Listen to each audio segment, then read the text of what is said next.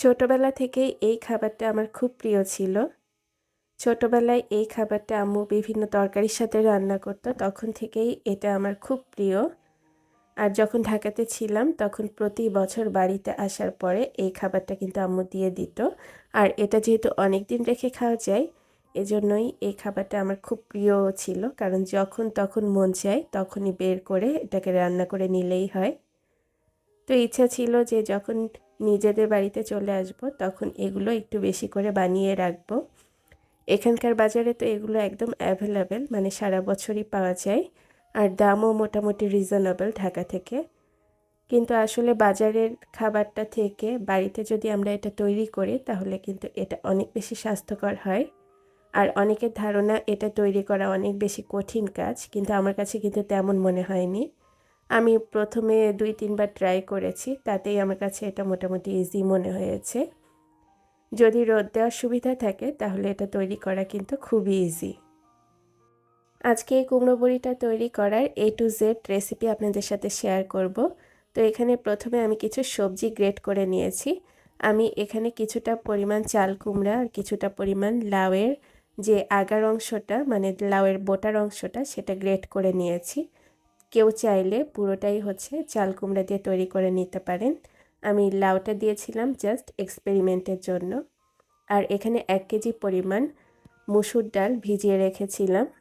যেদিন কুমড়ো বড়িটা তৈরি করি তার আগের দিন রাতে এগুলোকে ভিজিয়ে রেখেছিলাম।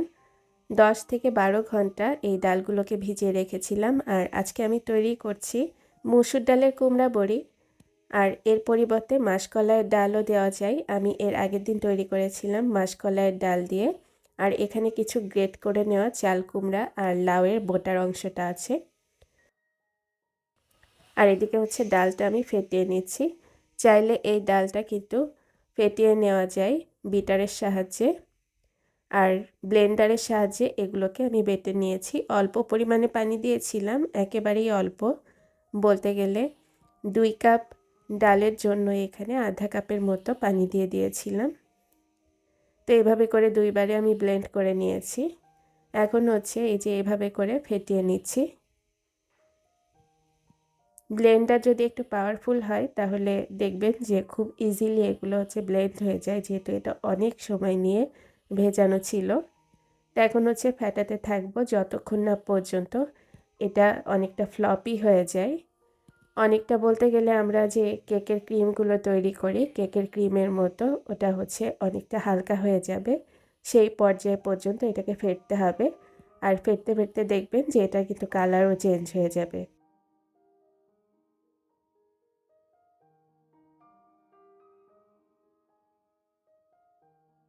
যারা শিলপাটায় এটা তৈরি করেন তাদের কাছে শুনেছি যে শিলপাটায় বেটে নিলে একেবারে অল্প পানিতেই হয়ে যায়। তবে একেবারে যে পানি ছাড়া বাটা হয় তা কিন্তু না, কিছুটা পানি আপনাকে দিতে হবে। তো যতটা সম্ভব এই পেস্টটা একটু ঘন করে তৈরি করে নিতে হবে। তো আমি একটি সময় নিয়ে এটাকে ফেটিয়ে নিচ্ছি। কখনো ক্লকওয়াইজ ফেটাচ্ছি, আবার কখনো অ্যান্টি ক্লকওয়াইজ। আবারও মনে হলো যে কিছুক্ষণের জন্য এটাকে ফেটিয়ে নিতে হবে, তো আবারও এটাকে ফেটিয়ে নিচ্ছি। আসলে অনেকক্ষণ ধরে ফেটিয়ে নিচ্ছিলাম, তো এটা ফাটাতে ফাটাতে হাতটা কিছুটা ব্যথা হয়ে গেছে। তো আবারও এভাবে আমি ঘুরিয়ে নিচ্ছি। তবে খুব বেশি সময় লাগেনি, টোটাল মনে হয় 15 মিনিটের মতো এগুলোকে ফেটিয়ে নিয়েছি। তো এ পর্যায়ে এসে আমি বারবারই পানির মধ্যে দিয়ে চেক করে নিচ্ছিলাম। যদি এই ডালের পেস্টটা পানির মধ্যে ভেসে ওঠে তাহলে বুঝতে হবে যে এই পেস্টটা রেডি হয়ে গেছে। আর যদি ডালের মধ্যে ডুবে যায় তাহলে বুঝতে হবে যে পেস্টটা তখনও রেডি হয়নি। তো আরও কিছুক্ষণ ফেটে নিলেই হবে। আর এ পর্যায়ে আমি কিন্তু আর কোনো পানি অ্যাড করছি না। যতটুকু পানি দেওয়ার আমি এই ডালগুলোকে ব্লেন্ড করার সময় দিয়ে নিয়েছিলাম। কুমড়ো বড়িগুলোকে আমি তৈরি করেছিলাম একেবারে সকালবেলায়। তো ওই টাইমটাতে আমার বাচ্চারাও ঘুমোচ্ছিল, তো আমি কিছুটা সময় পেয়েছি। তো এজন্যই সকালবেলায় এগুলোকে তৈরি করে রোদে দিয়েছিলাম। আর মোটামুটি এগুলো তৈরি হতে 2 থেকে 3 দিন লেগেছিল।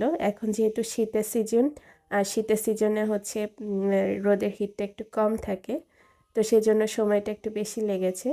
তবে শীতের লাস্টে, মানে যে গরমের শুরুতে ওই টাইমটাতে দিলে দেখা যাবে যে সময়টা অনেক কম লাগে, খুব দ্রুতই কিন্তু তখন এর রোদে অনেক হিট থাকে আর শুকিয়ে যায়।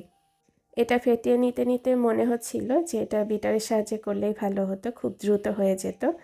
তবে আমার ইচ্ছা ছিল যে একটু ন্যাচারালি তৈরি করি, যেভাবে অন্য সবাই তৈরি করে সেভাবেই তৈরি করে নেই। আর এর আগের দিনে যখন আমি ওই যে চাল কুমড়া বড়িগুলো তৈরি করেছিলাম, যেটা হচ্ছে শুধুমাত্র চাল কুমড়া দিয়ে তৈরি করেছিলাম, সেটা করার ক্ষেত্রে কিন্তু আমি একইভাবে এই যে হাতের সাহায্যে ফেটিয়ে নিয়েছিলাম। তো আজকেও ভাবলাম যে আগের দিন যেহেতু বেশি সময় লাগেনি, তাহলে আজকেও হয়ে যাবে। আর এদিকে পানি চিপড়ে নিয়ে তারপরে হচ্ছে সেই গ্রেট করা সবজিগুলো দিয়ে দিচ্ছি। এক্ষেত্রে দেখলাম যে অনেকে মূলার ব্যবহার করছেন, পাতাকপির ব্যবহার করছেন। এটা আসলে যার যার টেস্ট হিসেবে দেওয়া যেতে পারে। তবে কিছুটা পরিমাণ চাল কুমড়া নিলে যেটা হয় যে এটার টেস্টটা একটু টক টক হয়, আর রান্নার পরে টক টক হলে কিন্তু খেতে বেশি ভালো লাগে। আমার মেয়েটার তো এই কুমড়ো বড়ি এত পছন্দ যে কুমড়ো বড়িগুলোকে রান্না করার আগে যখন এগুলোকে হচ্ছে ভেজে রাখি তেলের মধ্যে, তখনই ও অনেকগুলো খেয়ে ফেলে। আমারও বেশ ভালো লাগে ওভাবে শুধু ভাজা কুমড়ো বড়ি খেতে। আর এটা শুনেছি ভর্তা করেও খাওয়া যায়, একদিন ট্রাই করে তারপরে আপনাদের সাথে শেয়ার করব। তো এখন হচ্ছে সবজি দেওয়ার পরে একইভাবে ফেটে নিচ্ছি। আর সবজি দেওয়ার আগে এটাকে মোটামুটি ফ্লপি আর স্মুথভাবে ফেটে নিতে হবে। তো যখনই এটা পানির উপরে দেওয়ার পরে ভেসে উঠেছে, সেই পর্যায়ে কিন্তু আমি সবজি অ্যাড করেছি, এর আগে দেওয়া যাবে না। আর সবজি অ্যাড করার পরে খুব বেশি সময় এটাকে ফেটিয়ে নেওয়ার প্রয়োজন নেই।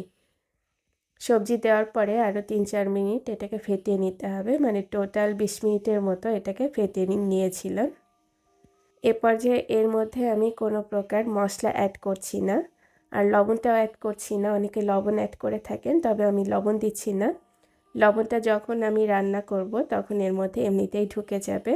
আর এটা ভেজে নেওয়ার সময় হালকা লবণ বা হলুদ ছিটিয়ে দিতে হয়।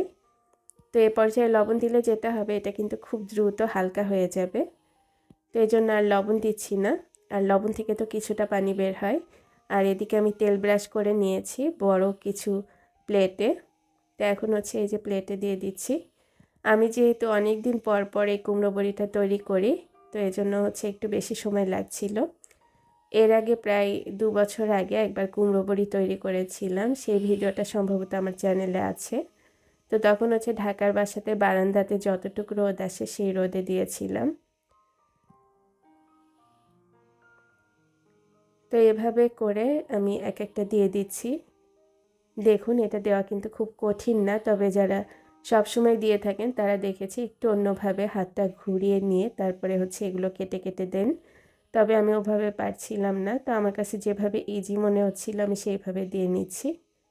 জাস্ট মুঠির মধ্যে এভাবে করে দিয়ে তারপরে হচ্ছে এটাকে প্লেটের উপর দিয়ে দিচ্ছি বল বল শেপ করে, আর মাথাটা কিন্তু একটু উপরের দিকে উঠে যাচ্ছে। এটা যদি ঠিকমতো ফেটা হয় তাহলে মাথাটা একটু উপরের দিকে উঠবে, ঠিক যেরকম বাজারের কুমড়ো বড়িগুলো পাওয়া যায় সেরকম। আর যেহেতু আমি আজকে একটু বেশি পরিমাণে করেছি, তো সেজন্য হচ্ছে আরও বেশ কয়েকটা প্লেটের ওপরে আমি অলরেডি তেল ব্রাশ করে নিয়েছি। তো একটার পরে একটা এগুলোকে দিয়ে দিচ্ছি। এটা দেওয়া শুরু করেছিলাম সকাল ৮টার দিকে। তো ৮টা থেকে মনে হয় ৮:৩০টার মধ্যে আমার সবগুলো প্লেটে দেওয়া হয়ে গেছে, আধা ঘন্টার মধ্যেই। এরপরই এগুলোকে রোদে দিয়ে দিয়েছিলাম। তো কয়েকটা দিতে একটু ভুল হচ্ছিল, তারপরেও হচ্ছে চেষ্টা করছিলাম। এর আগের দিন যে কুমড়ো বড়িগুলো তৈরি করেছিলাম সেগুলো মাশাআল্লাহ বেশ ভালো হয়েছিল। আর এই যে অনলাইনে দেখলাম যে এভাবেও তৈরি করা যায়, তো এভাবে সাইজটা বেশি ছোট হয়ে যাচ্ছিল, সেজন্য হচ্ছে আমি ওভাবেই আবার দিয়ে নিয়েছি যেভাবে প্রথম থেকে দিচ্ছিলাম। এটা দিতেই আমার কাছে সবচেয়ে বেশি ভালো লাগে। তো এভাবে করে একটু একটু করে দিয়ে পুরো প্লেটে হচ্ছে আমি জায়গা করে নিয়েছি। আর পুরো প্লেটে অনেকগুলো করে ধরছিল। চেষ্টা করবেন একটু বড় প্লেটে দেওয়ার জন্য।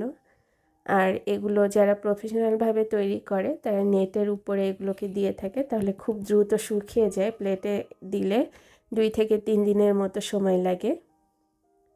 তো অলরেডি আমার 2টা প্লেটে দেওয়া হয়েছে, তারপরে হচ্ছে বাকি প্লেটগুলোতে একইভাবে দিয়ে নিচ্ছি। গত কয়েকদিন বাইরে প্রচণ্ড ঠান্ডা ছিল, যার জন্য বাসার সবারই ঠান্ডা লেগে গেছে, সেই সাথে আমারও ঠান্ডা লেগেছে।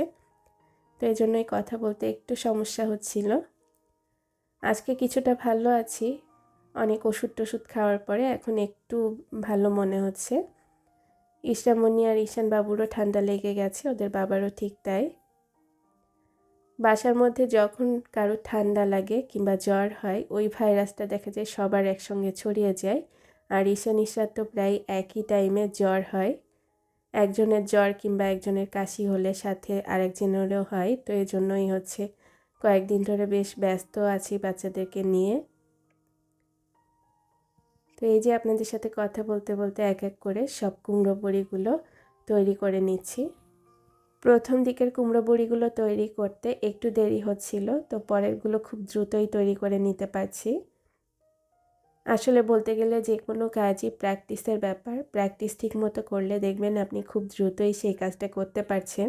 তো প্রথম কয়েকটা দেওয়াতে আমার বেশ প্র্যাকটিস হয়েছে, আর পরেরগুলো খুব দ্রুতই দিতে পারছি। আর ভিডিওটা যতটা সম্ভব আমি ডিটেইলে রাখার চেষ্টা করেছি।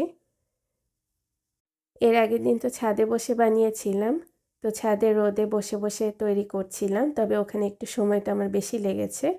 কিন্তু এই যে ঘরের মধ্যে ডাইনিং টেবিলে বসে বসে তৈরি করতে আমার কিন্তু খুব বেশি সময় লাগেনি। সবগুলো দেওয়া হয়ে গেলে আমার কিন্তু আর কিছুই করা লাগবে না, এগুলোকে জাস্ট টাইমলি রোদে দিতে হবে। যেমন সকাল থেকে শুরু করে সকালে যখন রোদ ওঠে তখন থেকে এটাকে একেবারে সন্ধ্যা পর্যন্ত রোদে রেখে দিয়েছিলাম। এগুলো একদিন রোদে দেওয়ার পরে এর উপরে একটা কাপড় দিয়ে নিলেই বেশি ভালো হয়, তাহলে বাইরের ময়লাটা উপরে আর পৌঁছায় না। তো এভাবে করে আমি সবগুলোকে তৈরি করে নিয়েছি। এই যে 4টা প্লেট ভর্তি করে কুমড়ো বড়ি হয়েছে প্রায় 1 কেজি ডালে। তো এখন হচ্ছে এগুলোকে রোদ দেওয়ার জন্য ছাদে নিয়ে যাচ্ছি। আজকের এই ভিডিওটা কেমন লেগেছে কমেন্ট করে জানাবেন। আশা করছি এরকমই ভিডিও নিয়ে খুব তাড়াতাড়ি ফিরে আসবো শেয়ার করার জন্য। আল্লাহ হাফেজ সবাইকে।